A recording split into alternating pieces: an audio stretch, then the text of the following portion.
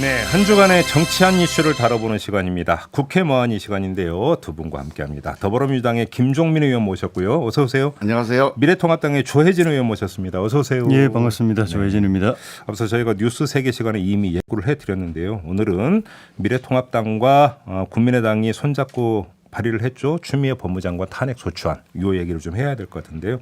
조혜진 의원께 먼저 좀 그 질문 드려야 될 것 같습니다. 예. 왜 탄핵 소추안입니까?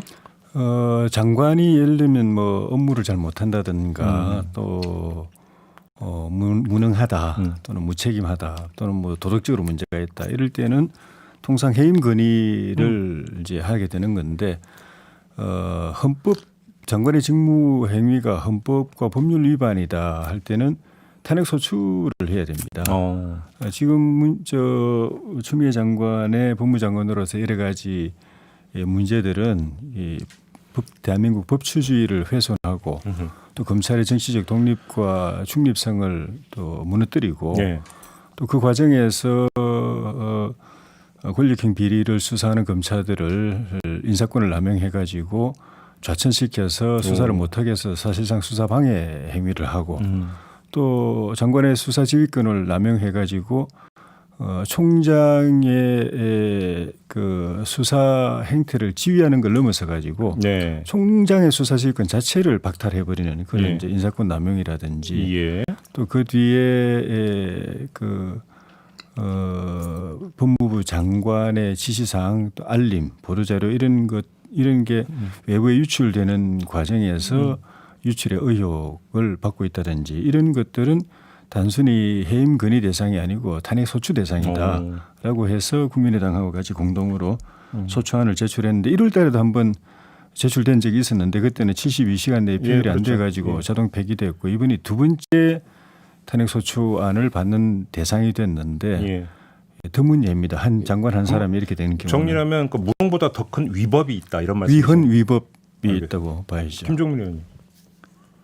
지금 우리 조혜진 의원님 말씀 중에 예. 법률 위반이 뭐다, 예. 헌법 위반이 뭐다가 딱 정리가 안 돼요. 뭘 얘기하는 거지? 예를 들면 인사를 잘못했다. 예. 아니 인사를 잘못한 게 어떻게 위법이 될 수 있습니까? 그거에 대해서 의견은 다를 수 있어요. 네. 이런 인사는 좀 뭐 내 의견하고 다르다. 근데 장관의 인사 제청권은 법률에 보장한 장관의 권한이에요. 네. 대표적으로 총장의 의견을 들어라고 하는 대목이 있습니다. 검찰청법에. 그런데 총장의 의견을 들어서 법무부 장관이 제청한다 이렇게 돼 있는데 그건 누구 권한이에요? 그 검찰총장 권한입니까? 그 법무부 장관의 권한이에요. 의견을 듣는 게. 그러니까 이게 검찰총장 권한에 의견 개진권이 있다. 인사에 대해서.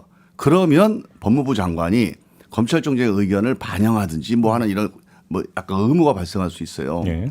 근데 이거는 법무부 장관의 권한입니다. 의견을 듣는 권한. 그리고 의견을 듣는 절차를 했는데 총장의 의견대로 안 한 거죠. 이게 어떻게 위법이 될 수 있어요. 저는 그래서 이 점은 전적으로 정치적인 공세다. 특히 검찰 개혁을 강력하게 추진하는 장관에 대한 이 검찰 일부와 우리 그 미래통합당 이 정치 세력 간의 이런 이제 연대와 스크럼인데 검찰 개혁은 이 돌이킬 수가 없습니다. 이걸 막으려고 하면 할수록 자꾸 미래통합당이 수렁에 빠집니다.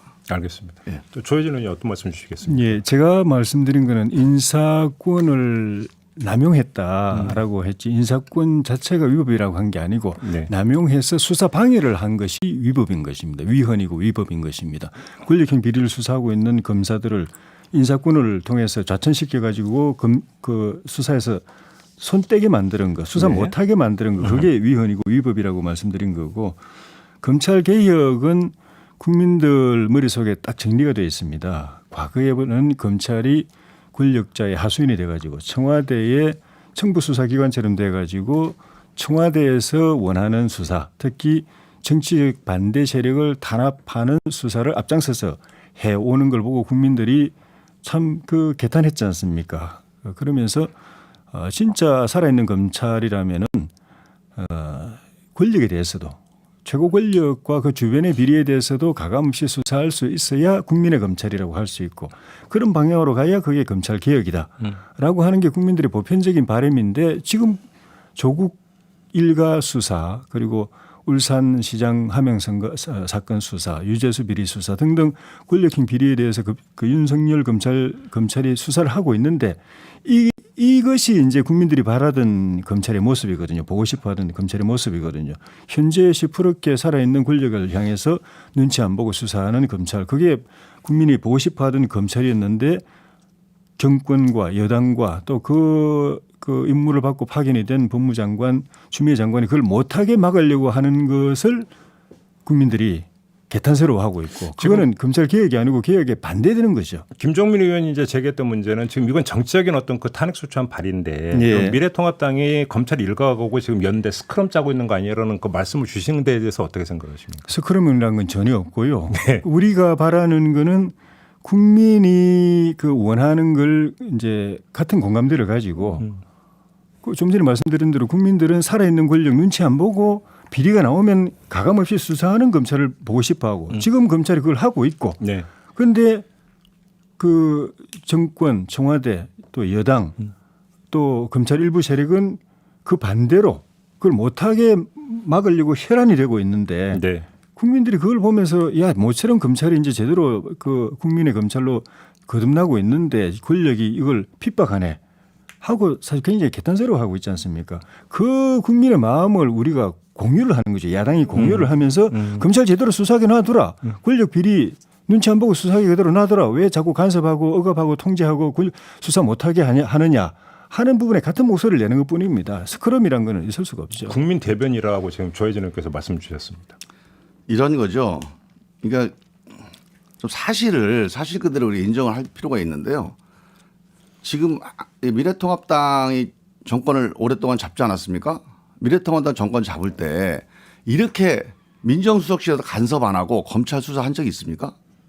심지어는 대통령이 아무런 확인된 혐의가 없는데 공소장에다 대통령을 13번이나 기록을 하면서 총선 전에 얼마 전에 한동훈 검사장 녹취록이 공개가 됐는데 총선 전에 장관과 또 정부 여당에 대한 인식 한번 보세요.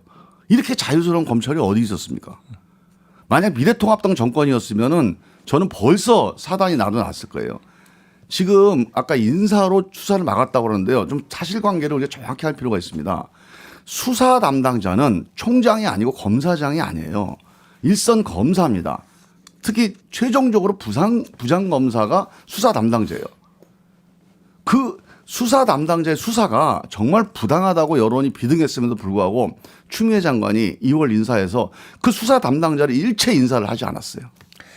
이게 어떻게 저는 검사장들 또 이 간부들 인사를 어떻게 수사를 방해했다. 그럼 밑에 있는 그 검사들은 뭡니까? 알겠습니다. 저는 이 사실관계가 전혀 다른 이제 김 의원님께서 다른 얘기라고 봐요. 미래통합당 집권 시절에 청와대 민정수석실 관여 없이 검찰이 수사한 적이 있느냐는 말씀을 하셨는데 그에 대한 답은 윤석열 총장이 직접 해줬습니다.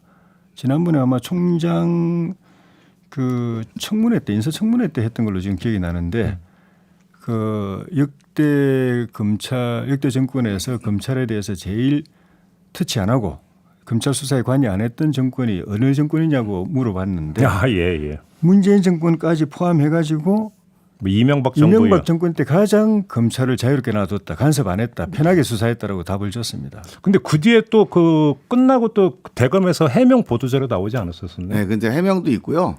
저는 이제 그 인식은 윤 총장의 인식 자체가 잘못된 거죠. 윤 총장이 이명박 정권 어쩌고 하는 게 저는 말이 안 되는 거. BBK 수사 보세요 한번. 그 BBK 수사 제대로 한 겁니까? 검찰이 다 이거 유죄라고 나중에 밝혀냈잖아요. 알겠습니다. 그때 수사했던 팀이에요 그게. 그건 이제 과거는 가지 말고요. 아니, 서로 그렇게 좀 난 오래전부터 이렇게 서로 관계가 좀 내연의 관계가 있는 거예요. 뭐예요? 이번에는 좀 김종민 의원께 먼저 질문 드리겠는데 지금 절차가 어제 본회의에서 보고가 있었죠. 그러니까 탄핵소추안. 네. 그러면 72시간 안에 본회의에서 표결을 해야 되는 거죠. 24일까지 표결합니다. 그러면 지금 더불어민주당 표결에 응할 생각입니까? 어떨 계획입니까? 글쎄 그건 원내대표께서 이제 그 원내 뭐 전략상 판단을 하겠죠. 네. 네. 그래요. 지금 근데 일단 뭐 표결에 응하든 안 하든 표결이 가결될 가능성은 제로입니다. 그럼 이제 받아서 그러면 조혜진 의원께 질문 드리겠는데 지금 예. 의석 분포로 보면 통과될 가능성은 사실 없잖아요. 예. 그럼에도 불구하고 낸 거는 이 자체 어떤 이 목소리를 국민한테 전달하는 데 의의가 있다 이런 판단인가요? 당연하죠. 그러니까 통과될 가능성이 없어서 못한다고 하면은 사실 야당은 법안도 제출할 게 없고 예산도 심의할 게 없고 네. 정책도 제안할 게 없고 아무것도 없습니다. 야당은 그렇죠, 그냥 그렇죠. 집에 가면 되는 거고 여당이 앉아서 170명이 국회에 차지하고 앉아서 모든 걸 다 하면 되는 것이고. 혹시 그 민주당에서 이탈표가 나올 가능성이 있다고 혹시 기대하십니까? 기대합니다. 왜냐하면은 사실 사석에서 이야기 들어보면은 민주당 의원들 가운데도 야, 추 장관이 자기 정치 너무 심하게 한다. 자기 정치적 야망, 야욕, 뭐 욕심을 그걸 이루려고 너무 오버한다. 네. 그리고 저러다 큰 사고 치는 거 아니냐. 이 정권에 큰 부담이 된다. 컨트롤도 안 되고 네. 이러면서 말하자면 민주당 내부의 엑스맨처럼 취급하는 의원들을 꽤 봅니다. 아, 그래요? 그러니까 그게 표로 연결될지는 모르겠는데 예. 그거는 우리 당 의원들하고 보는 관점이 크게 틀리지 않다는 생각이 드는 분들이 꽤 있어서 예. 뭐 그게 150석 이게 탄핵소추 의결까지 가는 걸 기대하는 것은 현실적으로 쉽진 않아 보이는데 어쨌든 추 장관 하는 일에 대해서 민주당이 전체가 박수치고 있는 것만은 아니다. 속으로 속앓이하는 의원들이 많다. 예. 그런 생각이 지금 이 전혀 사실이 아닙니다. 아닙니까? 네. 민주당 사정을 안다면 네. 제가 우리 조 의원님보다 더 잘 알지 않겠어요? 네. 전혀 사실이 아니고요. 예. 예를 들어서 이제 어떤 정치적인 대응이나 뭐 이런 거에 대해서는 사람들이 의견이 갈릴 수 있어요. 근데 지금 검찰에 대한 법무부 장관의 지휘권 행사와 정무적인 지휘에 대해서는 이건 명백하게 검찰 개혁을 위해서 추미애 장관이 제대로 할 일을 하고 있다. 사실 당대표 출신의 추미애 장관이 아니었다면 어떤 법무부 장관이 이런 상황에서 이 무소불위의 검찰을 네. 이렇게 지휘하면서 국민을 대신해서 또는 검찰 개혁의 길로 이 상황을 끌고 갈 수 있겠냐. 그런 점에서 오히려 우리 당내에서도 처음에는 뭐 그 발언이 어떻다 이런 얘기가 좀 나오다가 지금은 추미애 장관의 법무부 장관의 지휘력에 대해서 상당히 높이 평가하고 있습니다. 알겠습니다. 자, 이번 또 민주당 안에서는 오히려 예를 들면 조홍천 의원 같은 경우는 공개적으로 네. 이런 법무장관 처음 봤다고 이야기할 정도니까 그 밑에 물 밑에 빙산의 일각 말고 그 물 밑에 있는 빙산의 큰 부분은 네. 사석에서 많이 됐습니다. 그 발언하시고 당내에서 엄청나게 예. 문제 제기가 많았습니다. 그게 이제 그래요? 당 민주당 그 뒤에? 공개적으로 문제 제기도 할 뻔했는데 네. 이제 우리 당내 의원들 간에 이런 소모적인 논쟁이 될 것 같아서 그냥 안 됐는데 갑자기 비하인드 나오니까 또 귀가 솔깃한. 그래서 조홍천 의원의 그 문제 제기를 받은 조홍천 의원 반응은 어땠습니까? 뭐 그건 뭐 나중에 조홍천은 통해서 말씀 이왕 드려보세요. 말씀 꺼내시면 말씀 좀 해주시지. 그러니까 민주당 안에도 조홍천 의원의 발언에 대해서 박수친 속이 시원하다. 내가 하고 싶었던 이야기인데 나는 사실 뭐 그만한 용기가 없어가지고 못했는데 조 의원이 역시 대차게 이게 말 잘한다 이런 우리 분들 조혜진 의원님이 이게 비신사적인 거예요. 그러니까 익명으로 어떤 의원들의 뭐 정치적인 뭐 행위가 이렇다. 그 사람이 누군지는 모르겠지만 이게 익명으로 이렇게 전할 건 아닙니다. 이건 우리가 뭐 밥 먹는 자리에서 그냥 네. 책임 없이 하는지 모르겠는데 이거 국민들한테 그 정치인들의 얘기를 그건 공개적으로 책임 있게 얘기를 해 주셔야 알겠습니다. 돼요. 다음 문제로 넘어가겠습니다. 이번에 조혜진 의원께 먼저 그러니까 여쭤보는 게 맞을 것 같은데요. 예. 어제 이제 그 본회의에서 탄핵 이야기가 나왔을 때 추미애 장관이 웃고 있는 장면이 포착이 돼서 어제 하루 종일 TV에서 틀더라고요. 종편 이런 데서. 예. 그 다음에 또 이제 그 추미애 장관은 자신에 대한 탄핵 소추안에 대해서 핍박이라는 표현을 썼습니다. 예. 어떻게 받아들이십니까? 그 사진 보고 저도 참 물론 이제 장관 입장에서는 나는 뭐 이런 데 굴하지 않는다. 나는 멘탈 갑이다. 뭐 이런 걸 보여주고 싶어서 그렇게 하셨는지 모르겠지만 역시 그것도 이렇게 보편적인 국민 정서나 상식에 안 맞는 좀 과잉된 제스처 같아요. 물론 마음에 안 들겠죠. 예. 그리고 마음의 승복은 안 되겠지만 어쨌든 국민 대표 기관인 국회에서 탄핵 소추안이 이게 제출이 된 겁니다. 그 보고가 된 겁니다. 그러면 뭐 겉으로라도 조금 뭐 자숙하는 모습이라든지 좀 진중한 모습을 보여줘야 그게 그 보편적 국민 정서나 상식에 맞는 거거든요. 네. 그리고 본인이 그거를 부결될 걸 확신한다면은 또 그렇게 뭐 과잉된 제스처를 취할 필요도 없고 그게 그런 것들이 국민들 볼 때는 뭐 본인이 마음에 안 들어서 그런 것일 수도 있겠지만 마음에 안 들면 차라리 뭐 얼굴을 찌푸리든지 웃는 거는 그걸 조롱하고 무시하는 의미가 있는 것이거든요. 조롱 무시로 보십니까? 굉장히 네. 국민들이 볼 때는 좀 그만하다, 오만하다. 안 그래도 그 추 장관의 이미지가 이제 대중적으로 그렇게 각인된 측면이 있는데 그걸 또 이게 낙인을 확실히 확인시켜주는 그런 표정인 것 같고 그리고 거기서 또 윤석열 저 총장의 장모 또 네. 부인 관련된 문건. 또 문건들을 갖다가 네.